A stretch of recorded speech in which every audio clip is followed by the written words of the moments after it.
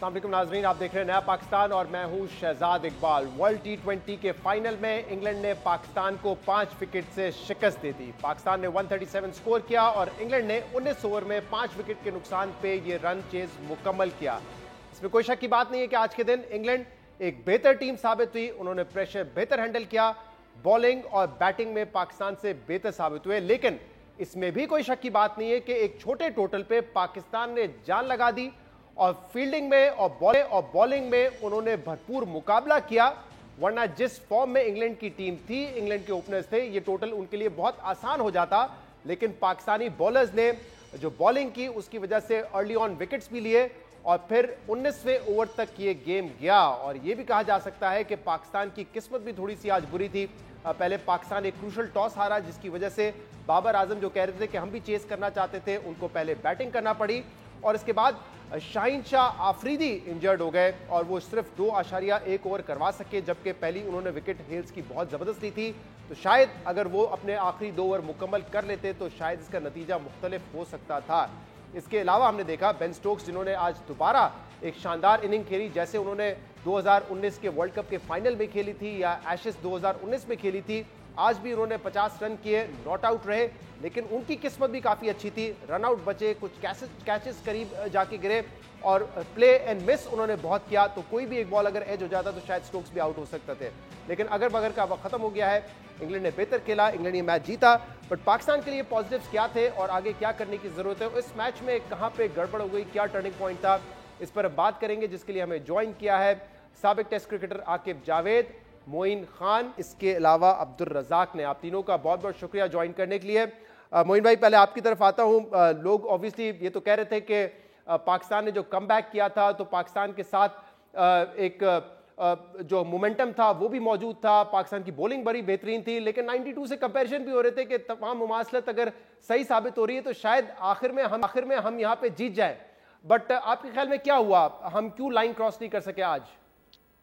देखिए, हिस्ट्री तो हिस्ट्री होती है। नो डाउट पाकिस्तान टीम ने इस वर्ल्ड कप में after the match of south Africa, जहां से हमने जीता था, आउटस्टैंडिंग कमबैक किया था इस टूर्नामेंट में। जिम्बाब्वे से हार के डीमोरलाइज जरूर थे, पूरा नेशन ही था, लेकिन जिस तरह लड़कों ने खेला, हर इंडिविजुअल ने अपनी पूरी एफर्ट की है। आज अनफॉर्चुनेटली टॉस हारे, लेकिन टॉस के साथ कोई कहना चाहिए एक्सक्यूज नहीं होता। जब आप प्रोफेशनल क्रिकेट खेल रहे होते हैं तो आपके लिए बड़ा इंपॉर्टेंट होता है कि आपने अपना प्लान बी रेडी रखना है। और मैं समझता हूँ कि प्लान बी जो पाकिस्तान का था, पाकिस्तान ने 4 ओवर जो थे पावर प्ले के बड़े अच्छे गुजारे थे, बट उसके बाद मेरा ख्याल है कि हम उसको कैपिटलाइज नहीं कर सके, उस सिचुएशन को जहां हमें जरूरत थी अच्छी पार्टनरशिप बिल्डअप करने की। वहां कॉन्स्टेंटली शहजाद विकेटें गिरती गई और टाइम टू टाइम हमने मैच जो है वो इंग्लैंड के हाथ में दिया। 15 ओवर तक का अगर आप गेम देखें, उसमें भी 106 रन थे और पाकिस्तान के पास उस वक्त भी 4 से 6 विकेटें बाकी थी। उस वक्त भी हम स्कोर कर सकते थे, बिल्डअप कर सकते थे, 60 रन तक और कर सकते थे। यानी ऐसा हमारा स्कोर हो जाता है, एक रिस्पेक्टेबल टोटल होता। और हमने देखा इस पिच के ऊपर पाकिस्तानी बॉलर्स ने जिस तरह जान मारी है, तो गेंद तो वर्क कर रहा था थ्रू आउट बट अनफॉर्चुनेटली कुछ मिस रन आउट्स थे, एक आधा डिसीजन ऐसा हुआ। और बेन स्टोक्स नो डाउट जिस तरह उन्होंने बैटिंग की, एक एंकर रोल प्ले किया, I think he was the difference. And in bowling of course Sam Curran ने जिस तरह आके बॉल की थी मिडिल ऑफ द इनिंग्स और उन्होंने सिर्फ 12 रन देके 3 आउट किए, तो आई थिंक पाकिस्तान को चांस तो मिला। 2 दफा वो कमबैक किया, मैच में आया, लेकिन वो कैपिटलाइज नहीं कर सके। मेन रीजन मुझे यही लगता है कि पाकिस्तान का जो प्लान बी था उसको लड़के सही तरह एग्जीक्यूट नहीं कर सके, और वो जो बॉलिंग का डिसीजन था इफ्तिखार का, वो भी क्वेश्चनेबल है।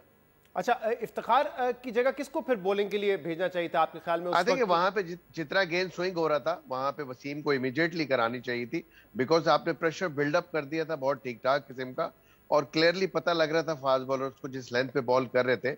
नसीम शाह ने 2 ओवर में 25 रन देके जिस तरह कमबैक किया है और आखिरी 2 ओवर जिस तरह बॉलिंग की उन्होंने तो उन्होंने एक टोन सेट की थी पाकिस्तान की। तो वहां पे बाबर से गलती हुई कि वो इफ्तिखार को लेके आए और मोमेंटम जो सारा था वो इंग्लैंड की तरफ चला गया। उस ओवर के अंदर एक चौका एक छक्का लगा और अच्छे खासे रन बने वहीं से नेक्स्ट ओवर जो वसीम को कराया, तो नेचुरली वो भी थोड़ा सा बैकफुट पे इसलिए रहे क्योंकि पिछले ओवर में रन बन चुके थे, वो अपनी वो लेंथ नहीं मेंटेन कर सके जो नसीम शाह ने दिखाई थी तमाम बॉलर्स को कि अगर इस लेंथ पे बॉल करेंगे तो इस पिच पे खेलना बहुत मुश्किल हो रहा था। अच्छा मूव मिल रहा था वहां से।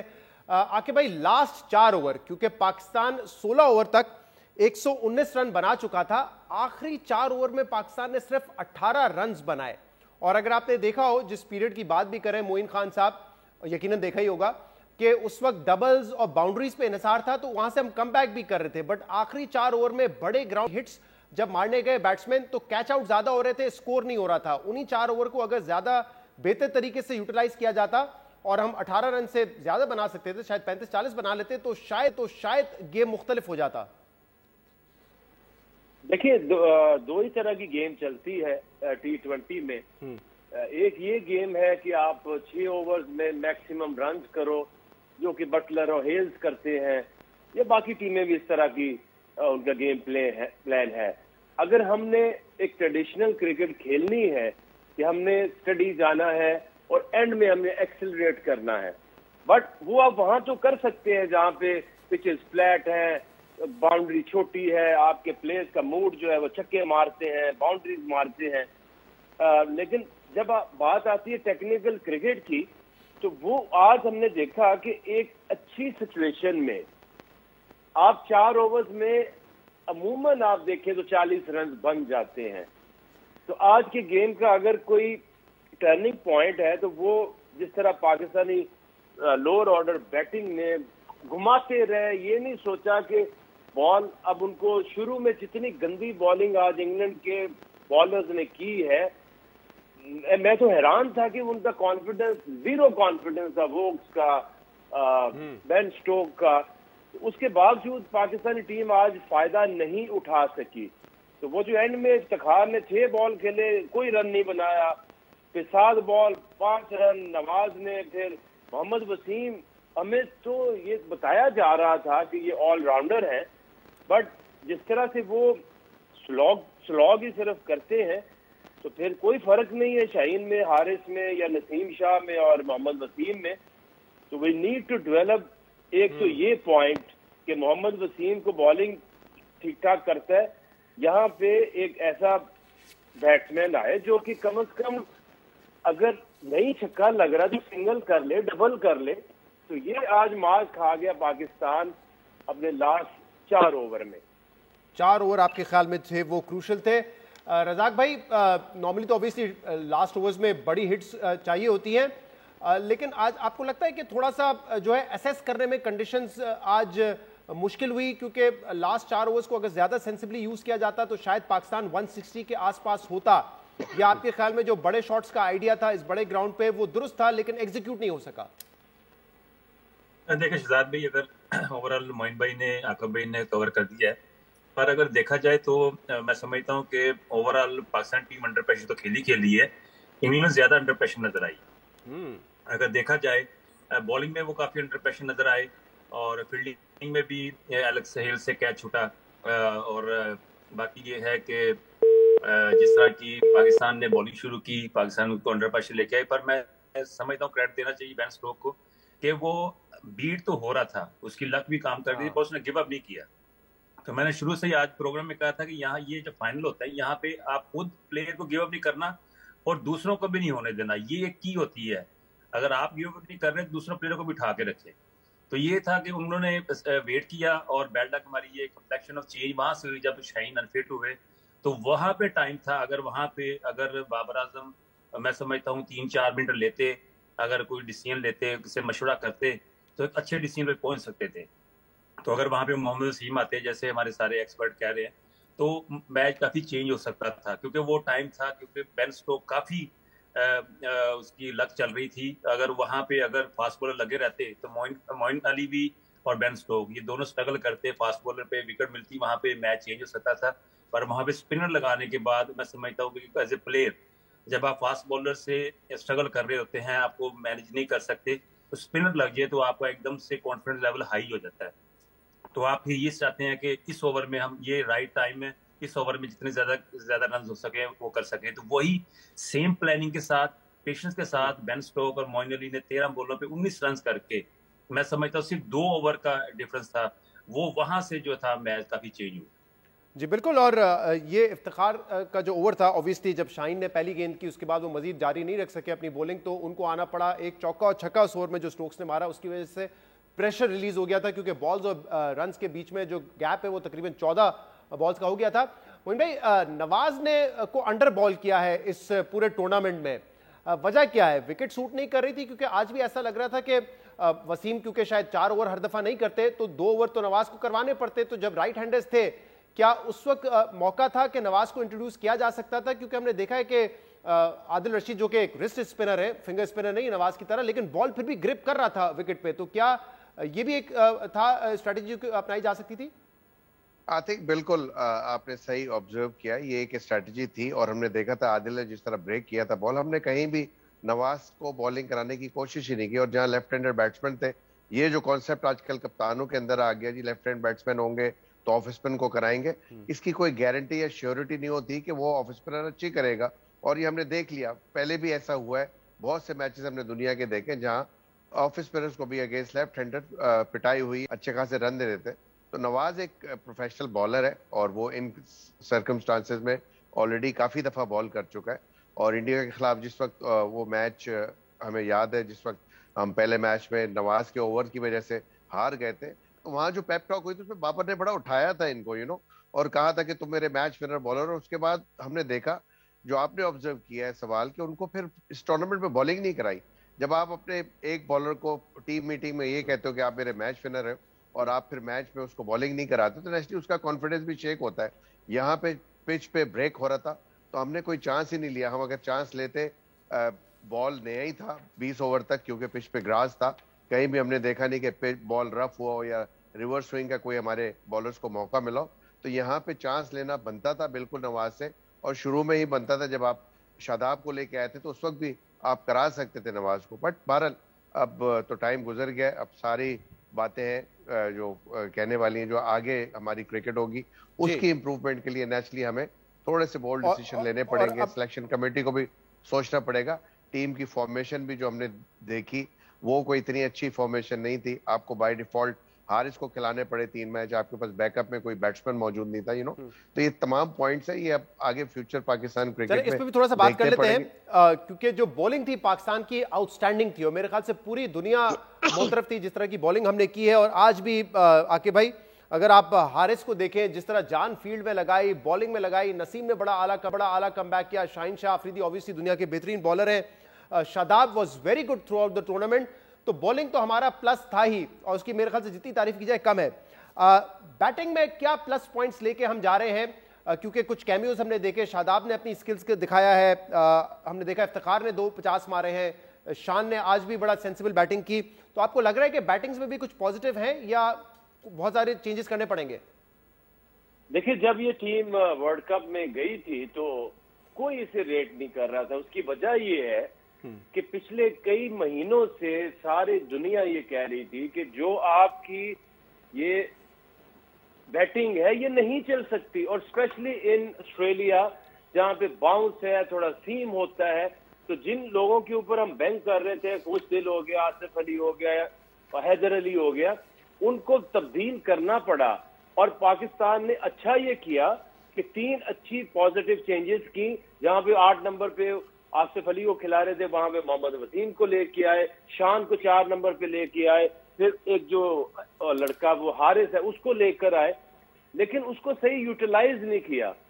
मैं आपको एक चीज बताऊं कि अभी नियर फ्यूचर अगर एक और मैच हो तो ये जो ईगो आ गई है ना कि I am number 1, you are number 2, captain vice captain, ये हमें तोड़ना पड़ेगा, वरना ये टीम कहीं तरफ जाने नहीं लगी। और एक सजेशन बाबर के लिए, I am a big fan of him as a batsman, is a great batsman, but ये वो गलती ना करे जो सरफराज ने की कि आपको टाइमली एक डिसीजन लेना पड़ता है कि now this is a time I should leave T20 captaincy to Shadab and move on with one day and test captaincy.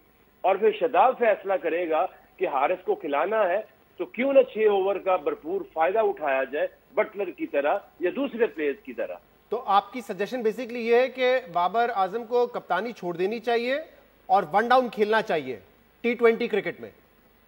अब देखिए, वो तो कप्तान में नए लाने की कोशिश सजेशन दे रहा हूं कि आप कप्तान लेकर आए नया शादाब को कप्तान बनाए और लेट हिम डिसाइड। लेकिन आगे भाई लोग यहाँ पे सवाल करेंगे ना कि देखिए पाकिस्तान को कोई रेट नहीं अगर कर रहा था क्योंकि हमारा मिडिल ऑर्डर वीक था, लेकिन हम फाइनल में पहुंचे हैं। बड़ी बड़ी टीम ऑस्ट्रेलिया, न्यूजीलैंड, इंडिया नहीं पहुंचे हैं, और अगर फाइनल में पहुंच के भी हम कप्तान चेंज कर रहे हैं तो फिर ये तो सब कहेंगे कि ज्यादती हो गई कप्तान के साथ। नहीं देखिए, ज्यादती की बात नहीं मैं कर रहा, मैं बात ये कर रहा हूं कि आपने फ्यूचर में आप नेक्स्ट वर्ल्ड कप के लिए आपने टीम बनानी है। Due respect, Babar is a great batsman, but अब वो जो एक चीज आ गई है ना कि मैं अगर नीचे 3 नंबर भी जाऊं ना तो मुझे प्रॉब्लम है। भाई नहीं प्रॉब्लम है, आप ऑस्ट्रेलिया में मुश्किल थी, आप नीचे आ जाते, जब आप फिर कहीं और जाते, सब कॉन्टिनेंट में आते, आप ऊपर चले जाते, तो we need to have at least a new captain in T20। It should continue with one day and test। ठीक है रजाक साहब, आप मुझे बताइएगा, ये बड़ा इंपॉर्टेंट एक पॉइंट जो रेज किया था कि खुशदिल शाह और आसिफ अली पिछले 1 साल से टीम के साथ थे और खेल रहे थे मुसलसल, और वो आपके मिडिल ऑर्डर और लोअर मिडिल ऑर्डर के बैट्समैन थे जिन्होंने तेज खेलना था, लेकिन खुशदिल शाह ने पूरा टूर्नामेंट नहीं खेला, आसिफ अली ने जो है सिर्फ 1 मैच खेला, और फिर हमने वही काम से लेने की कोशिश की, इफ्तिखार से या फिर नवाज से लेने की कोशिश की। तो जो पूरा 1-1.5 साल टाइम स्पेंड किया था हमने, इन प्लेयर्स पे वक्त लगाया था कि ये वर्ल्ड कप के लिए सर्व करेंगे, वो पर्पस तो हमारा नाकाम हो गया। तो क्या वजह है? प्लानिंग गलत थी, गलत प्लेस पे बैंक कर रहे थे, या कंडीशन सूट नहीं कर रही थी इसलिए नहीं खेले वो? देखिए शहजाद भाई, ओवरऑल देखा जाए पिछले साल 1.5 साल से आप बात कर रहे हैं, तो हमारे हमेशा क्रंच मैचों में आके हमें कोई प्रॉब्लम नजर आई है। अगर नॉर्मल मैचों में देखा जाए तो हमें प्रॉब्लम नजर नहीं आती क्योंकि हम मैच जीत जाते। अगर इंडिया के साथ हमारा मैच देखे तो 3 ओवर में 48 स्कोर रह गया था, तो फास्ट बॉलर हमारे वर्ल्ड क्लास फास्ट बॉलर थे, वो बैड लक पे ही हम मैच हार गए। तो वहां पे भी हमारी अपनी जो गलती नजर नहीं आई।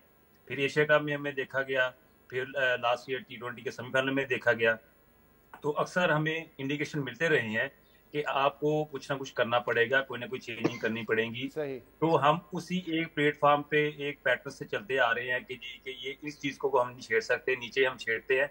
हम मिडिल ऑर्डर की बात कर रहे हैं, मिडिल ऑर्डर में जो बैट्समैन आते हैं उनको कॉन्फिडेंस चाहिए होता है। जब उनके सर पे तलवार होगी कि मैं करूंगा तो मैं खेलूंगा, नहीं करूंगा तो बाहर होगा, कभी भी मिडिल ऑर्डर में आप अच्छा परफॉर्म नहीं कर सकते।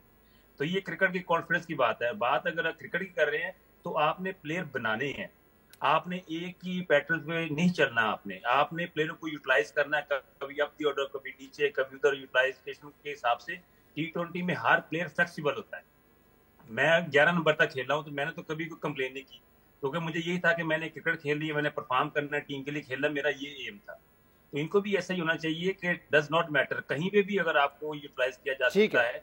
ठीक है रजाक साहब, बहुत बहुत शुक्रिया रजाक साहब। मोइन खान साहब और साहब हमारे साथ मौजूद थे थ्रू आउट द टूर्नामेंट, ये तीनों पैनलिस्ट हमारे साथ थे। पाकिस्तान ने बहरहाल शानदार परफॉर्मेंस दी है, मुबारक हो टीम को, फाइनल तक पहुंचे। लास्ट हर्डल सिर्फ रह गया था, लेकिन आई एम श्योर, जैसे शादाब ने ट्वीट भी किया है, कि पाकिस्तान टीम और बेहतर और स्ट्रांग होके और अपनी गलतियों से सीख के आगे बढ़ेगी। तो once again congratulations to Pakistan team. एक ब्रेक लेते हैं, इसके बाद मजीद बात करेंगे, हमारे साथ रहिए। Welcome back. इमरान खान अपनी हुकूमत के खात्मे के बाद से मुसलसल ये बयानियां बना रहे हैं कि उनकी हुकूमत के खात्मे की वजह अमरीकी साजिश है, और पाकिस्तान के मुख्तदिर हलकों ने इसमें लोकल हैंडलर्स का किरदार अदा किया। इमरान खान तहरीक अदम-ए-एतमाद की कामयाबी के बाद बनने वाली इत्तेहादी हुकूमत को इम्पोर्टेड हुकूमत कहते हैं। इस हुकूमत को अमरीका की गुलाम हुकूमत कहते हैं, और कहते हैं कि अमरीका इस हुकूमत को लाया ही इसीलिए है क्योंकि ये करप्ट टोला कॉम्प्रोमाइज है और इनका करप्शन का पैसा पाकिस्तान से बाहर पड़ा हुआ है। पिछले 8 माह से इमरान खान मुसलसल इस बयानिए को दोहराते आए हैं। इनका कोई तकरीर, इनका कोई इंटरव्यू इस साजिश के जिक्र के बगैर नहीं हुआ। इस बयानिए को उन्होंने अपनी मकबूलियत के लिए भी इस्तेमाल किया, लेकिन अब लगता है कि वो अमेरिका के खिलाफ अपना पिछला मौकिफ पीछे छोड़ देना चाहते हैं।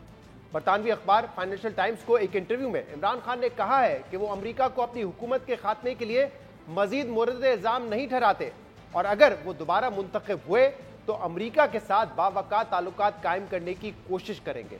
अमरीकी साजिश पर एक सवाल के जवाब देते हुए इमरान खान ने कहा कि जहां तक मेरा ताल्लुक है तो अमरीकी साजिश का मामला अब खत्म हो गया है और ये बात पीछे रह गई है। उन्होंने कहा कि वो ऐसे पाकिस्तान की क़यादत करना चाहते हैं जिसकी दुनिया भर के साथ और बिलखसूस अमरीका के साथ मजबूत ताल्लुकात हो।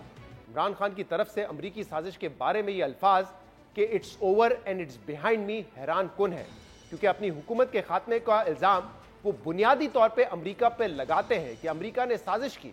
इमरान खान मुसलसल कहते आए हैं कि इनको हटाया ही इसीलिए गया है कि वो एक आज़ाद फॉरेन पॉलिसी चाहते थे। वो अमेरिका के दबाव में उन्हें अफगानिस्तान के लिए फौजी अड्डे नहीं देना चाहते थे, वो रूस के साथ ताल्लुकात कायम करना चाहते थे, रूस से सस्ता पेट्रोल लेना चाहते थे। इसलिए अमेरिका ने लोकल हैंडल्स के साथ मिलकर उनकी हुकूमत का खात्मा कर दिया और ऐसे लोगों को इख्तियार दिया गया जिनकी करप्शन की दौलत मुल्क से बाहर पड़ी है और वो अमेरिका के सामने कॉम्प्रोमाइज्ड और बेबस है। इमरान खान का पिछले 8 महीने से यही मौकिफ रहा है, लेकिन अब फाइनेंशियल टाइम्स से बात करते हुए इमरान खान ने अवामी इज्तिमात से खिताब में ली जाने वाली पोजीशन से यकसर मुख्तलिफ पोजीशन ली है और साजिश को माजी का किस्सा कहकर आगे बढ़ने की बात की है। इमरान खान ने इस इंटरव्यू में मजीद कहा है कि माजी में पाकिस्तान और अमेरिका के दरमियान ताल्लुकात मालिक और गुलाम के ताल्लुकात जैसे रहे हैं और इसकी जिम्मेदारी भी उन्होंने पाकिस्तान की माजी की हुकूमतों पर आयद की है। यहाँ ये बात भी अहम है कि इमरान खान साइफर की तहकीकात का मुतालबा करते रहे और चंद रोज पहले भी उन्होंने जुडिशल कमीशन बनाने का मुतालबा किया है, लेकिन अब अगर वो अमरीकी साजिश को माजी का किस्सा करार दे रहे हैं तो क्या वो अब साइफर की तहकीकात से भी पीछे हटेंगे? ये भी देखना जरूरी है कि क्या इमरान खान का अमेरिका के हवाले से यह बयान सिर्फ इंटरनेशनल मीडिया की कंजम्पशन के लिए है या अब वो जलसे और जलूसों में भी अमेरिका मुखालिफ बेबुनियाद बयानिए से पीछे हटेंगे। इमरान खान का इन बेबुनियाद इल्जामात से पीछे हटना इसलिए भी जरूरी है कि इमरान खान अगर दोबारा इक्तदार में आते हैं तो इन इल्जामात की सियासत के साथ अमेरिका के साथ बेहतर ताल्लुकात कायम नहीं कर सकेंगे। अहम बात यह कि इमरान खान ने इस इंटरव्यू में अपने दौरा रूस से मुतालिक कहा है कि यूक्रेन जंग से एक दिन पहले रूस का दौरा हमारे लिए बायसे शर्मिंदगी बना, लेकिन यह दौरा महीनों पहले प्लान किया जा चुका था। इसके अलावा इमरान खान ने इस इंटरव्यू में यह भी कहा है कि इनके पास सबूत मौजूद है कि शरीफ बरदरान ने सिविल और अस्करी हुक्काम के साथ मिलकर इनके कत्ल का मंसूबा बनाया था और उन्होंने फौज को शरीफ और जरदारी खानदान के साथ मिलकर पाकिस्तान के इदारों की तबाही का जिम्मेदार भी करार दिया है। लेकिन उन्होंने ये उम्मीद का इजहार भी किया है कि इनके मुस्तकबिल के मंसूबों में फौज का तामीरी किरदार हो सकता है, लेकिन इसके लिए एक तवाजुन कायम करना होगा। ऐसा नहीं हो सकता कि लोग अपने वोट की जिम्मेदारी किसी और को दें और इख्तियारात किसी और के पास रहें। इमरान खान माजी में भी अपनी स्टेटेड पोजीशन से पीछे हटते रहे हैं और अब इमरान खान अपने अमरीकी साजिश के बयानिए को भी पीछे छोड़ना चाहते हैं। इनके इस स्टांस के असरात क्या होंगे, इस पर हम बात करेंगे। एक ब्रेक के बाद हमारे साथ मौजूद होंगे सीनियर सहाफ़ी और तज्ज़ियाकार हामिद मीर साहब।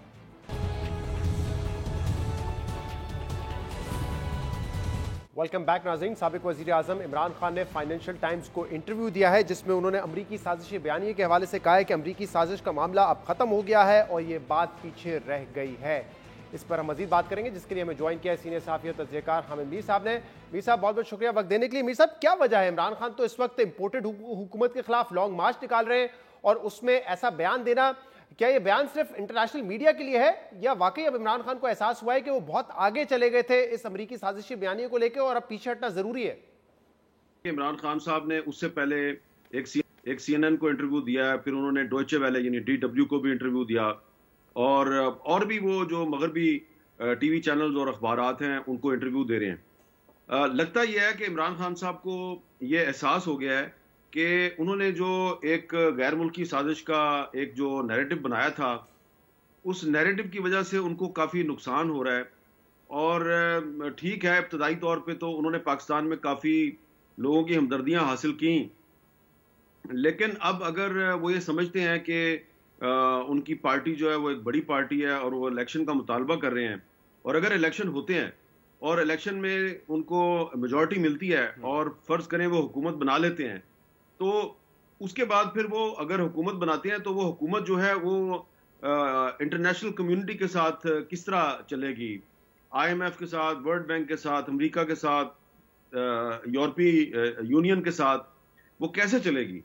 तो मुझे लगता है कि इमरान खान साहब जो है वो अब डैमेज कंट्रोल कर रहे हैं। उनका ख्याल है कि उनकी जो अब असल लड़ाई है वो पाकिस्तान के अंदर है। पाकिस्तान के अंदर उन्होंने बहुत से मुहाज खोल लिए हैं, उन्होंने अफवाज पाकिस्तान के अफसरान के डायरेक्ट नाम ले लिए हैं। तो वो एक लॉन्ग टर्म प्लानिंग के तहत उनकी कोशिश है कि अमेरिका के साथ ताल्लुकात बेहतर किए जाएं, और इसके लिए देखें, सब जानते हैं कि उन्होंने अमेरिका में लॉबिंग फर्म्स को भी हायर किया हुआ है और उनके जो लोग हैं, मेरी जो इतलात हैं, मेरी इंफॉर्मेशन के मुताबिक इमरान खान साहब के जो लोग हैं, वो जो जिनका ताल्लुक उनकी पार्टी के साथ भी है और उनके ज़ाती दोस्त भी हैं, वो बरतानिया में भी, लंदन में भी जो हुकूमत के अहम लोग हैं उनसे भी मुलाकात कर रहे हैं। ब्रसल्स में भी बहुत से लोग जो हैं वो वहाँ पे लॉबिंग में मसरूफ़ हैं। तो इमरान खान साहब ने एक तरह से एक डैमेज कंट्रोल शुरू किया है। डैमेज कंट्रोल है। और अमीर साहब, ये क्योंकि जो साजिश है उसमें जो लोकल हैंडलर्स हैं एस्टैब्लिशमेंट पे भी तनकीद करते रहे, लेकिन फिर ये भी कहा कि जो मौजूदा चीफ हैं वो अगले इलेक्शन तक चीफ रहे, यानी कि उनको एक्सटेंशन दी जाए और फिर इलेक्शन के बाद नई तैनाती हो। तो यानी कि उनको पहले लोकल हैंडलर्स कहते रहे, न्यूट्रल मीर जाफर कहते रहे, और फिर ये भी उन्होंने प्रपोज किया। इससे पहले 35-50 जैसे मामला थे उनसे भी पीछे हट चुके हैं। तो इस मर्तबा अगर ये साजिशी बयानी को इस वक्त ये कह रहे हैं ये माजी की बात रह गई है, जबकि वो लॉन्ग मार्च कर रहे हैं, तो क्या इससे कोई फर्क पड़ेगा इमरान खान की मकबूलियत पे? क्योंकि ये जो बयानिया था इससे तो बड़ी मकबूलियत उनको हासिल हुई। देखिए शहजाद साहब, कुछ लोग हो सकता है वो मेरे से इत्तेफाक ना करें, लेकिन मैं ये जो नैरेटिव है ना जी कि जी इमरान खान साहब बड़े मकबूल हैं और उनके आगे कोई खड़ा नहीं हो सकता, मैं इससे इत्तेफाक नहीं करता। मैंने उनसे ज्यादा मकबूल लीडरों को देखा है, और जब भी कोई मकबूल लीडर जो है वो अपना जो नैरेटिव है, अपना जो बयानिया है, उस पर यू टर्न लेता है तो उसको हमेशा नुकसान पहुंचता है। देखिए मैं आपको मिसाल देता हूं कि नवाज शरीफ साहब ने भी अपना नैरेटिव तब्दील किया। नवाज शरीफ साहब जब तक एक एंटी स्टैब्लिशमेंट नैरेटिव के साथ चल रहे थे तो वो पंजाब नहीं पाकिस्तान के सबसे ज्यादा पॉपुलर, लेकिन फिर आप देखें कि उन्होंने कॉम्प्रोमाइजेस किए और कॉम्प्रोमाइजेस के नतीजे में अभी जो बाई इलेक्शन हुए तो उसमें इमरान खान साहब जो है उन्होंने उनकी पार्टी का धुआं निकाल दिया। अब आप देखिएगा कि इमरान खान साहब ने अगर अब ये यू टर्न मारना शुरू किया है तो स्लोली एंड ग्रेजुअली आप देखते जाइए कि पब्लिक जो है, पाकिस्तान की जो अवाम है, वो इतनी बेवकूफ नहीं है। वो ये नहीं भूलेगी कि भाई इमरान खान जो है वो शहबाज शरीफ की हुकूमत को इंपोर्टेड गवर्नमेंट कहता था, और अब वो कह रहा है कि मैंने अमेरिका के खिलाफ जो है वो मैं उस पर कायम नहीं रहना चाहता। तो ये लोग जो है वो माफ नहीं करते, और अगर लोगों ने बेनजीर भुट्टो को माफ नहीं किया, नवाज शरीफ को नहीं माफ किया, तो इमरान खान साहब किस खेत की मूली है? अच्छा मुझे बताइएगा, जो पॉलिटिकल टर्मोइल है, जो सियासी अफरा तफरी है, वो आने वाले दिनों में कम होगी या मजीद बढ़ेगी? क्योंकि कुछ दिनों में इमरान खान लॉन्ग मार्च लेके इस्लामाबाद पहुंचेंगे। दूसरी तरफ लंदन से ये खबरें आ रही है कि जो अहम मामला है तैनाती का, उस पर कुछ अहम फैसले कर लिए गए हैं कि सीनियर मोस्ट को अपॉइंट किया जाएगा। तो अफरा तफरी कम होती नजर आ रही है, इसमें मजीद इजाफा होगा? शहजाद इकबाल साहब, ये एक मुश्किल सवाल है। मैं इसके बारे में सिर्फ इतना कहूंगा कि जो लंदन में मुलाकातें हुई हैं वो सिर्फ मुलाकातें हैं। उन मुलाकातों में हो सकता है सलाह मशवरा हुआ हो, फैसले जो हैं वो पाकिस्तान में ही होंगे। जब शहबाज शरीफ साहब पाकिस्तान आएंगे फैसले यहीं पे होने हैं। ये मैं ऐसे किसी दावे को तस्लीम नहीं करता कि लंदन में कोई फैसला हो गया। लंदन वाले खुद पाकिस्तान आने के काबिल है नहीं है, पाकिस्तान आ नहीं सकते, तो वो पाकिस्तान के फैसले लंदन में बैठ के कैसे करेंगे? और ठीक है, शहबाज शरीफ साहब जो है वो एक किसी की ईगो मसाज कर रहे हैं, ठीक है, वो तासुर दे रहे हैं कि भाई मैं आपसे भी मशवरा कर रहा हूं, लेकिन ये मुझे पता है मेरी बात बहुत से लोगों को बुरी लगेगी। देखें, मुस्लिम लीग नून और पीपल्स पार्टी, इनमें इतना तप्पड़ नहीं है कि जाके ये नवाज शरीफ से जाके और फैसला लेके यहाँ पे आके उसको नाफिजुल अमल करें। इनकी जो है ना सियासी ताकत वो इतनी ही है कि इनको इन्फॉर्म किया जाएगा और वही इनका फैसला होगा, बस दैट्स इट। और इमरान खान साहब जो है उनको भी अब आहिस्ता आहिस्ता समझ आ रही है, तो इमरान खान साहब भी अब आहिस्ता आहिस्ता पीपल्स पार्टी और मुस्लिम लीग नून बनते जाएंगे और इन तीनों पार्टियों में फर्क खत्म होता जाएगा। इंटरेस्टिंगली आप ये कह रहे हैं कि वजीर आजम मशवरा जरूर करेंगे, लेकिन वो मशवरा लंदन में नहीं होगा और नवाज शरीफ से नहीं होगा, जब वो पाकिस्तान आएंगे फिर होगा वो मशवरा। फाइनल मशवरा पाकिस्तान में नहीं होगा, फाइनल फैसला पाकिस्तान में होगा। और अगर कोई ये समझता है कि he is the king maker और वो लंदन में बैठ के कोई फैसला करेगा तो ठीक है, वो समझते रहे। पाकिस्तान में तो आप और मैं बैठे हुए ना, हमें पता है पाकिस्तान की ग्राउंड रियलिटी क्या है। फैसला पाकिस्तान में होना है, लंदन में नहीं होना। अगर कोई किसी गलतफहमी का कोई शिकार है तो रहने दें उनको शिकार गलतफहमी का। बहुत बहुत शुक्रिया। सीनियर सहाफ़ी और तदमीर हमारे साथ मौजूद थे। आज एक और अफसोसनाक वाक़या इस्तांबुल में हुआ है। इस्तिक़लाल स्ट्रीट पे बॉम्ब ब्लास्ट हुआ है। अब तक की तादाद के मुताबिक 6 हलाकतें इसमें हुई हैं और दर्जनों लोग इसमें ज़ख्मी हैं। बॉम्ब ब्लास्ट ये सुसाइड था या प्लांटेड था, अभी तक इसकी तहकीकात नहीं हो सकी है। 2016 में भी हमने देखा था कि टर्की जो है उसके मुख्तलिफ शहरों में वायलेंस था, दहशतगर्दी के वाक़यात हुए थे। इस्तिक़लाल पर भी 2016 में पहले बॉम्ब ब्लास्ट हो चुका है जिसमें 5 अफराद जहाँ बहक हुए थे। आज के प्रोग्राम इतना ही। शो से इजाज़त दीजिए। अल्लाह हाफ़िज़।